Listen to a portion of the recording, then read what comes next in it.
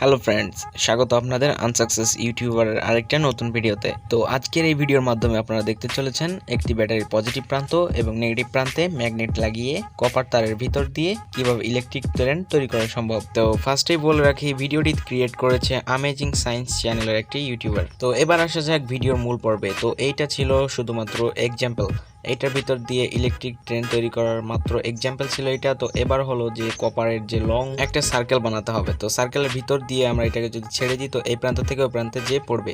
তো তারপর যদি প্লে করা হয় এইটা, তো এইখান থেকে আবার ফার্স্টের থেকে আবার শুরু করলো। তো এইখান থেকে আবার ফার্স্টের থেকে এবার যদি দুইটা অ্যাড করে দেয় তাহলে এর ভিতর থেকে শুধুমাত্র সার্কেলের মতো ঘুরতে থাকবে।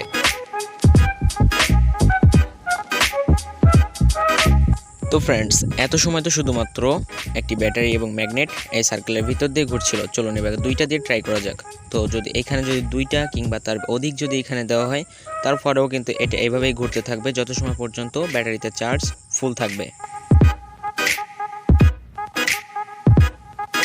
তো আজকে আনসাকসেস ইউটিউবারের ভিডিওটা এতটুকুই ছিল। আপনি যদি এমনই অ্যামেজিং এবং ইন্টারেস্টিং ভিডিও দেখতে পছন্দ করেন তবে এখনই চ্যানেলটিকে সাবস্ক্রাইব করুন এবং পাশে থাকা বেল আইকনটি প্রেস করে সাথে থাকুন। ধন্যবাদ।